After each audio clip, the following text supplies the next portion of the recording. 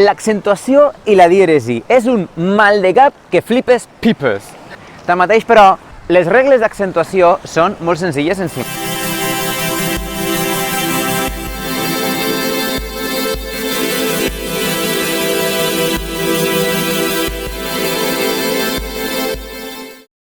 Aquest vídeo cal fer-ho i és de justícia, ja que ensenya a escriure com cal, cosa que ha de quedar ben fixada des de la secundària.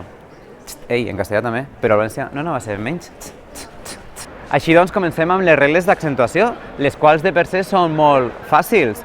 Que en són de fàcils, La dificultat rau en l'aplicació de les regles d'accentuació, perquè hem de saber separar síl·labes, i per separar síl·labes hem de saber quins diftongs hi ha i quins triftongs també. Els diftongs decreixents no són més que la unió de dues vocals, la primera posició de les quals correspon a les vocals A, E, I, O, U, i la segona posició a les vocals I, U. Comunica que és la palmera, Sembla un margalló un poc més alt del normal. Bé, desplegar la llista de diftongs decreixents no és una tasca difícil, perquè hem de pensar en quines vocals tenim? A, E, I, O, U. Pum, més una I.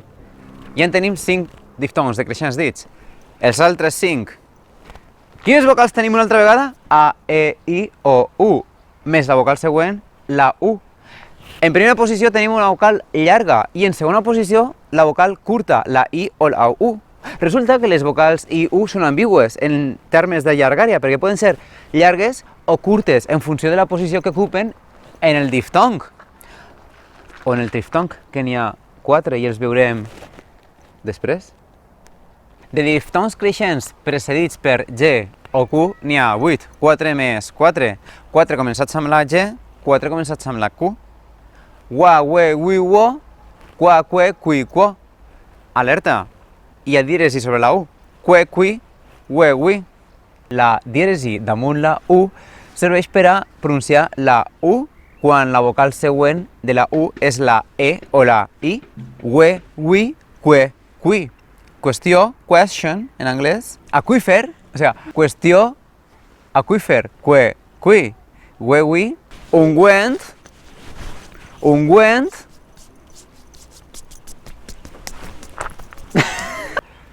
Pingüí, penguin.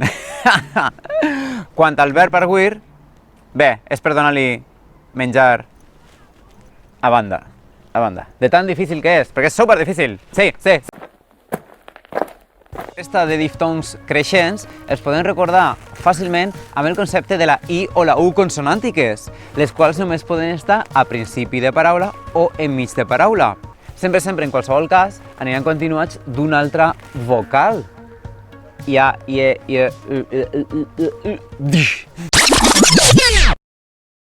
la I o la U consonàntiques, la qual cosa vol dir que no són vocals plenes, llargues, només poden estar a principi de paraula o enmig de mot i només poden formar síl·laba en la vocal següent. I de triftongs en tenim 4 en total, 2 provinents d'un diftong creixent i 2 provinents d'un diftong decreixent. Els 2 primers són guai i queu, i els 2 segons són ieu i ueu. Són la combinació d'una I-U consonàntiques amb un diftong creixent o decreixent per davant o per darrere. Les vocals A, E, O sempre són llargues. En canvi, les vocals I, U poden ser llargues o curtes.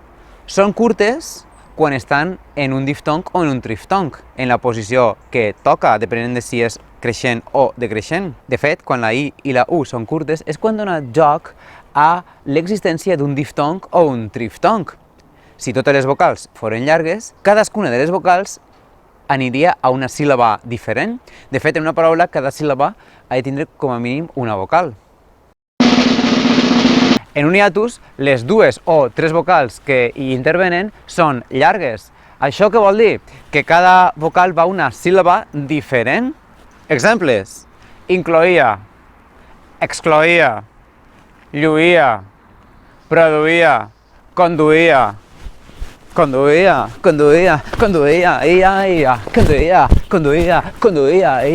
oh yeah.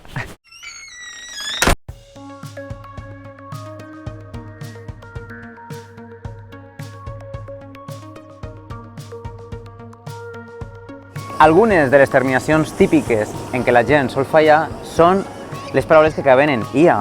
La paraula dia en valencià no s'accentua perquè és una paraula plana acabada en vocal, com ara Maria, Múrcia, indústria.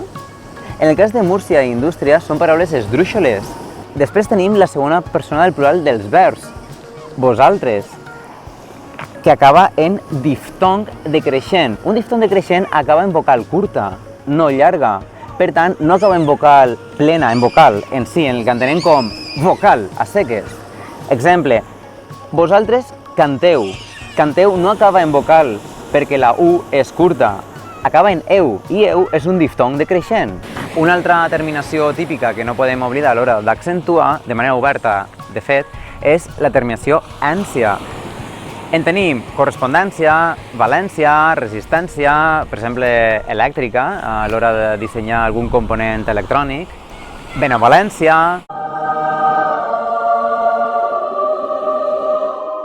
Quant a l'accentació de crítica, bones notícies, perquè s'han reduït els accents de crítics de 150 a només 15.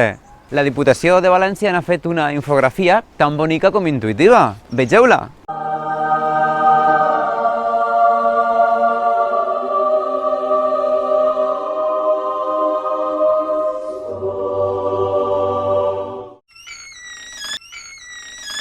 La I i la U són les úniques vocals que poden tindre dièresi. De fet, la dièresi vol dir que la I i la U són llargues i que fins i tot poden formar síl·laba per si mateixes. L'accentuació és preferent respecte de la dièresi. Això vol dir que si es pot accentuar, s'accentua i no es posa la dièresi. Què vol dir poder accentuar? Doncs no trencar les normes d'accentuació. Pel que fa a la dièresi, costa més recordar quan no s'ha de posar, és a dir, quan s'ha d'estalviar la dièresi que quan s'ha de posar. La dièresi es pot estalviar? Els llibres en parlen d'estalvi de la dièresi. Quan s'estalvia la dièresi? La dièresi s'estalvia quan hi ha un prefix o un sufix o terminació. És a dir, la dièresi no la posem quan tenim un cas d'una paraula prefixada o sufixada o acabada en una certa terminació, com pot ser la terminació llatina u, Tenim l'excepció que més costa de recordar, que afecta 4 sufixos, especialment els que tenen a veure amb la tercera conjugació, acabada en infinitiu, ir, i derivats d'aquesta terminació, com són el condicional i el futur. I finalment tenim la terminació en gerúndic, que és invariable. Invariable! La dièresi en valencià té dos usos, un que és igual com en castellà, per formar els diftongs creixents, ue, ui, cue, cuit, i un segon ús que és diferent del castellà i sempre recau sobre les vocals tancades i u. Com dèiem, el segon ús de la dièresi és per trencar un diftong de tipus decreixent. Per acabar amb la dièresi, la paraula diüràtic és la paraula típica que té una dièresi per trencar un diftong decreixent i un accent per complir les normes d'accentuació. Mare de Déu senyor! Que difícil que són els accents i la dièresi, Déu meu! Qui collons els va inventar? Caguen de na... Les expressions següents es diuen almenys a Elx, Crevillent i Santa Pola. Xollar-se el moño equival en castellà a esquilar-se el pelo, però també s'aplica per a la humanitat, en el valencià de la zona. Quedar-li a u dues xollades té l'equivalent en castellà de quedar-le a alguien 2 telediarios, és a dir, que li queda poc per a traspassar. Ans és un arcaïsme sinònim d'abans i enjorn també és un arcaïsme sinònim d'hora, i molt bonic, per cert.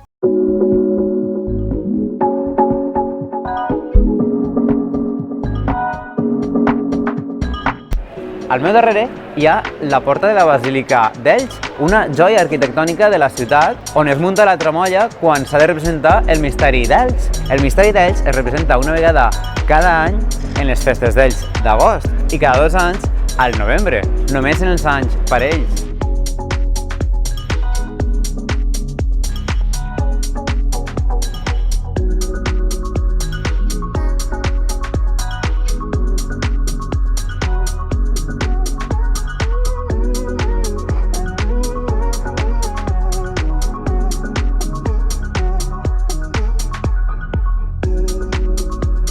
El misteri d'Elx és un drama litúrgic que està escrit en valencià medieval, ja té uns quants segles d'història, i és patrimoni de la humanitat des de l'any 2001, amb el palmerar d'Elx des de l'any 2000. Espero que després d'aquest vídeo us hagi quedat tot més clar, més clar, més clar, més clar, més clar. Més clar, més clar, més clar, més clar, més clar, més clar, més clar, més clar, més clar, més clar.